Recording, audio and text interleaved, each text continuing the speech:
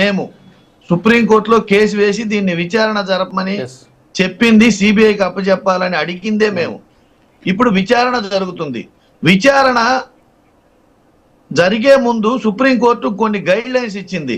నిజ నిర్ధారణ తేలకుండా తిరుపతి లడ్డూ ప్రసాదం మీద అనుచిత వ్యాఖ్యలు చేయరాదు అని.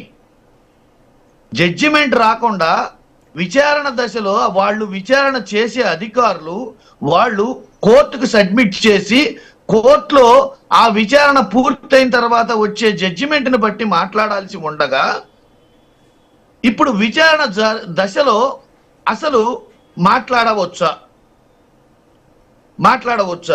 విచారణ దశలో ఉన్న విషయాల్ని లీక్ చేసి ప్రజలకి తెలియపరిచి అబాసుపాలు తిరుపతి లడ్డూ ప్రసాదాన్ని, తిరుపతి యొక్క ప్రతిష్టని, ఆ దేవదేవుడు వెంకటేశ్వర స్వామిని అప్రతిష్ట పాలు చేస్తున్నారు. ఒకవేళ రేపు అక్కడ విచారణ కంప్లీట్ అయిపోయి జడ్జిమెంట్ తిరుపతి లడ్డూ ప్రసాదంలో కల్తీ జరగలేదు అని జడ్జిమెంట్ వచ్చిందనుకో, ఇప్పుడు జరిగిన నష్టాన్ని, ఇప్పుడు తీసిన పరువుని, తిరుపతి ప్రతిష్ట దిగజార్చిన విధానాన్ని ఎవరు కాపాడుతారు? ఒక పక్క సుప్రీంకోర్టు గైడ్ లైన్స్ ఇచ్చినా దాని మీదే కూటమి ప్రభుత్వం సిట్ అధికారులు మాట్లాడుతున్నారంటే దీన్ని ఏమనుకోవాలి?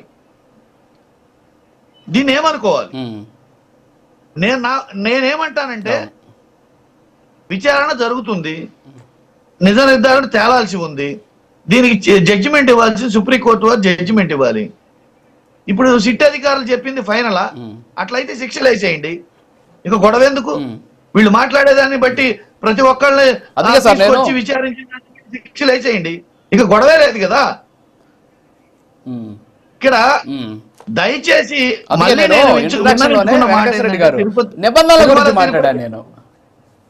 కాదు, నేను మళ్ళీ విన్నవించుకుంటున్నా మీ ద్వారా భక్తులందరికి కావచ్చు, ప్రభుత్వానికి కావచ్చు, అందరికి నేను విన్నవించుకుంటున్నా. ఇదేంటంటే దయచేసి తిరుమల తిరుపతి వెంకటేశ్వర స్వామి మీద నిందారోపణలు చేయొద్దు. ఆ ప్రసాదాన్ని అపాసుపాలు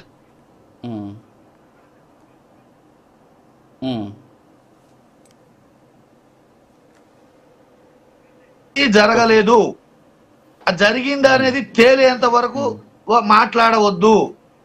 దయచేసి మాట్లాడితే ఆ దేవదేవుడు వెంకటేశ్వర స్వామి ఖచ్చితంగా మిమ్మల్ని చూసుకుంటాడు, కంగారేం లేదు. మాకు ఆ నమ్మకం, ఆ విశ్వాసం ఉంది. తిరుమల తిరుపతి విచారణకి సుబ్బారెడ్డి గారిని పిలిచారు, కోరుకుంది ఆయన కూడా పిలిచారు.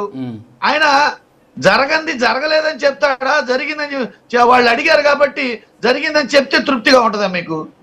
జరిగిందని జరగకపోయినా, ఆడేం జరగకపోయినా, ఆయన ఏం చేయకపోయినా ఒప్పేసుకోవాలా? కూటమి ప్రభుత్వం ఉంది కాబట్టి, దానికి అధికారం ఉంది కాబట్టి, సిట్ పిలిచింది కాబట్టి, బెదిరిస్తుంది కాబట్టి ఒప్పేసుకోవాలా? చెప్పండి, పోనీ మీరు అలా చెప్పండి, అలా చెప్తే అలానే చేద్దాం. ఇక్కడ విచారణ జరిగే మీరు ప్రశ్నిస్తున్నారు కాబట్టి ఓకే, మీ ఆవేదన నాకు అర్థమైంది. నా వైపు నుంచి ఒక చిన్న సబ్మిషన్ ఏంటంటే, ఇక్కడ సరే కేసు ఏమైంది, కేసు తేలద్దా, లడ్డూలో కలిసిందా లేదా, మీరు కొన్నారా లేదు, ఇవన్నీ కూడా పక్కన పెట్టేద్దాం. మనం నిబంధనలకు సంబంధించి ఇష్టానుసారంగా మార్చాల్సిన అవసరం ఉంది. పరకాం అనేది ఇందాక నేను మీకు డాక్యుమెంట్ చూపించా, బహుశా మీరు లేరు. రూల్ నెంబర్ 159/2లో ఖచ్చితంగా ఏదైనా సరే వెంకటేశ్వర స్వామికి ఆస్తులను ఎవరైనా దానాల కింద ఇస్తే వాటిని పత్రికా ప్రకటన పబ్లిక్ నోటీస్ ఇచ్చి వాళ్ళ దగ్గర నుంచి అభ్యంతరాలు స్వీకరించిన తర్వాత మాత్రమే ఆస్తులు తీసుకోవాలి అని చెప్పేసి నిబంధనలు చెబుతున్నాయి. ఈ ఒక్క కేసులో ఆ నిబంధనని తొలగిస్తున్నాం, సమయం లేకపోవడం వల్ల వదిలేస్తున్నాం దీన్ని అని చెప్పేసి టీటీడీ క్లియర్ కట్గా ఆ రోజు వైవి సుబ్బారెడ్డి గారి సంతకంతో ఉన్నటువంటి టీటీడీ రెజల్యూషన్ కాపీ మీ ముందుంది. ఇలా ఎందుకు చేయాల్సి వచ్చింది? నిబంధనల గురించి మాట్లాడుకుందాం మనం. అంత అవసరం ఏంటి? సమయం లేకపోవడం ఏంటి? ఆస్తులు తీసుకునే సమయం ఉంది, వెరిఫై చేసి. ఇప్పుడు ఒక ఆస్తులు కొంటాం, మనం ఆస్తులు కొనే సందర్భంలో అన్ని వెరిఫై చేసుకొని కొనుక్కుంటాం. మరి వెంకటేశ్వర స్వామికి ఇచ్చేటువంటి సొమ్ము కూడా వెరిఫై చేయాలి కదా. మరి ఇష్టానుసారం తీసేసుకోవడం, నిబంధనలు కూడా మార్చేయాల్సినటువంటి అవసరం ఎందుకు వచ్చింది? దీనికి క్లారిటీ ఇవ్వండి సార్. సరే, అది ఎవరు చేశారు పక్కన పెడదాం. ఇప్పుడు వారు చూపించిన సంతకం వాస్తవా కాదా, అది విచారణలో సిట్ తేల్చి, సిట్ కోర్టు వారికి అప్పచెప్పి, కోర్టు వారు జడ్జిమెంట్ ఇచ్చేంత వరకు అది వాస్తవం అని అది చెప్పేది నిజమని, ఆ రూలు వైలేట్ చేశారని గాని చెయ్యకూడదని గాని మనం నిర్ధారించగలమా? పోనీ అది చెప్పండి. మీరు వేసిన క్వశ్చన్ కి మనం రెజల్యూషన్ కాపీ సార్ నేను చాలా వెంకటేశ్వర రెడ్డి గారు మనమే నిర్ధారిస్తాం. టీటీడీ రెజల్యూషన్ కాపీలో తీసుకున్న నిర్ణయంలో తప్పుందని కనిపిస్తుంది. మీ వాళ్ళే రాశారు అక్కడ, ఈసారికి సమయం లేకపోవడం వల్ల తొలగిస్తున్నాం. ఇప్పుడు ఆ కేసు చుట్టూనే వివాదం జరుగుతుంది. మనమే డిసైడ్ చేస్తాం సార్. సిట్టు దాకా ఎందుకు? కళ్ళ ముందు కనిపిస్తుంది కదా, మనం చదువుకున్నాం, విజ్ఞత ఉంది, కనిపిస్తుంది కదా.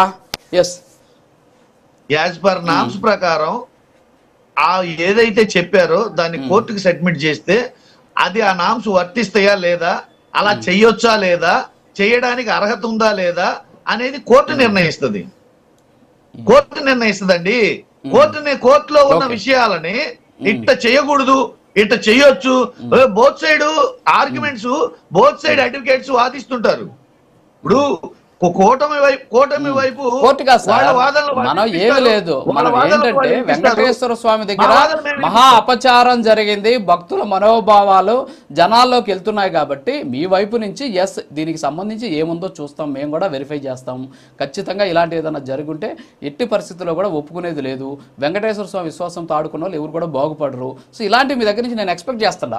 ఎందుకంటే కోర్టు ఓకే, దాన్ని కాదను, కోర్టు ఇచ్చే ఫైనల్. నేను ఒక మాట చెప్తున్నది అదే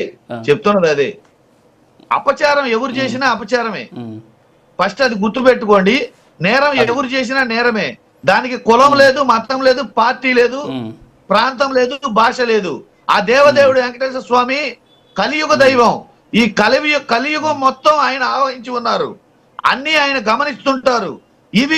ఇవి కల్పితాలయ్యి వీటిని కల్పించి కావాలని నేరారోపణలు ఒకరి మీద చొప్పించాలని చూసినా అది కూడా దేవదేవుడు వెంకటేశ్వర స్వామి గమనిస్తూనే ఉంటారు. అందుకే దైవ మానవ రూపేణ అని చెప్పేసి సుప్రీంకోర్టులో కేసు నడుస్తుంది. ఆ కేసుకి మహా అయితే వీళ్ళు ఇవన్నీ ఎవిడెన్స్ అంతా కోర్టుకు ప్రొడ్యూస్ చేస్తారు. కోర్టుకు ప్రొడ్యూస్ చేసిన తర్వాత జడ్జిమెంట్ కోర్టు ఇస్తుంది. ఈ ఎవిడెన్స్ వాస్తవం అని ధృవీకరించాల్సింది ఎవరు? కోర్టు. అలా కాకుండా ఒక పేపర్ తీసుకొచ్చి ఇదే నిజం, దీన్ని బట్టి ఇలానే చేయాలి, ఇలానే శిక్ష చేయాలని అర్హత మనకేమైనా ఉందా? పలాని వాళ్ళు నేరం చేశారని నిర్ధారించే అర్హత మనకు ఉందా? మనం నిర్ధారించగలమా? అవును. కాబట్టి ఈ అభూత కథలు ఎందుగానే ఆపాదించడం తొందరపాటు. నేనేమంటానంటే నా విన్నపం ఏంటంటే మనం తొందరపాటు చేసి ఒకరి మీద ఆరోపణ చేసి ప్రచారం చేస్తాం. రేపొద్దున జడ్జిమెంట్ వేరే విధంగా వస్తుంది. అబాస్ పాల్ అయ్యేది ఎవరు? బౌన్స్ బ్యాక్ అయ్యేది ఎవరు? రివర్స్ ఫోర్స్ అటాక్ ఎవరికి జరుగుతుంది? రివర్స్ ఫైర్ ఎవరికి జరుగుతుంది? అంత పెద్ద విషయాల్లో తొందరపాటు కరెక్టే సార్. ఇప్పుడు కరెక్టే అట్లీస్ట్ ఇక్కడ ఒకటి వెంకటేశ్వర రెడ్డి గారు మనమన్నా కనీసం డిబేట్ లో మాట్లాడుకుంటున్నాం. గతంలో చంద్రబాబు నాయుడు అరెస్ట్ చేసినప్పుడు సిఐడి చీఫ్ ఒక ఆయన, మీకు సంబంధించినటువంటి అడ్వకేట్ జనరల్, సో వీళ్ళిద్దరూ ఊరూరికి పోయి ప్రెస్ మీట్లు పెట్టారు. మరి అది కోర్టులో ఉన్న కేసు కదా, అప్పుడు ఛార్జ్ షీట్లు ఫైల్ చేయలేదా? అప్పుడు కోర్టు అందా సార్? అప్పుడు వీళ్ళే డిసైడ్ చేసేస్తారా? ఇప్పుడు దానికి ఏమన్నా జస్టిఫికేషన్ ఉందా మీ దగ్గర? అంటే ఇప్పుడు అది చేశాం కాబట్టి ఇది చేస్తున్నాం అంటారా మీరు? చెప్పండి. అది జరిగింది కాబట్టి ఇది జరిగింది అంటారా మీరు? కూటమి ప్రభుత్వం అధికారంలోకి వచ్చింది, గతంలో తప్పులు జరిగినాయి, మేము ఆ తప్పులు చేయము, మేము సక్రమంగా పరిపాలిస్తామని దీంతో కదా మీరు వచ్చింది. అదే వాదనతోటి కదా మీరు వచ్చింది.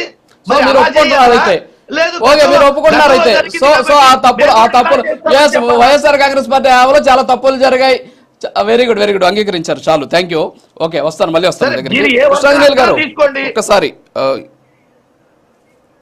మీరు ఏ వర్షన్ అన్నా తీసుకోండి, మేము కాదనట్లా. మీరు తీసుకునే వర్షన్ మీరు తీసుకుంటే ప్రజలు తీసుకునే వర్షన్ ప్రజలు తీసుకుంటారు. ప్రజలు తీసేసుకున్నారు, ఆల్రెడీ తీసుకున్నారు సార్.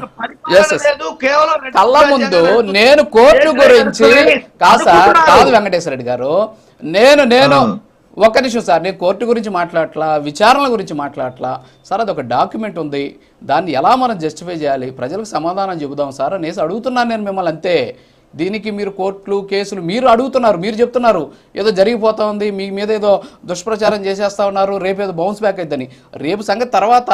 మరి గతంలో మనం చేసినాం కదా, మనం చేసినప్పుడు కూడా ఇప్పుడు ఉన్నటువంటి అంశాలను కూడా కానీ అంగీకరించాలి. సరే వాళ్ళు చేశారు కాబట్టి మేము చేస్తున్నాం కాదు ఇక్కడ అనే మాట అనకూడదు ఇక్కడ. ఎగ్జాక్ట్ నేనేమంటున్నానంటే, ఇప్పుడు విచారణ జరుగుతున్న సమయంలో మాట్లాడటం అనే అర్హత మనకు లేదు. ఫస్ట్ ఒకటి అలా ఉందని కనుక మనం అనుకుంటే, అది అనుకుంటే జస్టిఫై చేసేది మనమే, అన్ని నిర్ణయించేది మనమే అనుకుంటే, జస్టిఫై చేసే అధికారం మనకు ఉందని అనుకుంటే అసలు మనమే శిక్షలు వేయొచ్చు కదా, అసలు గొడవే లేదు కదా. మళ్ళీ కోర్టుకు సబ్మిట్ చేయాల్సిన పనేముంది? అవును, మనమే శిక్షలు వేయొచ్చు కదా. ఇక్కడ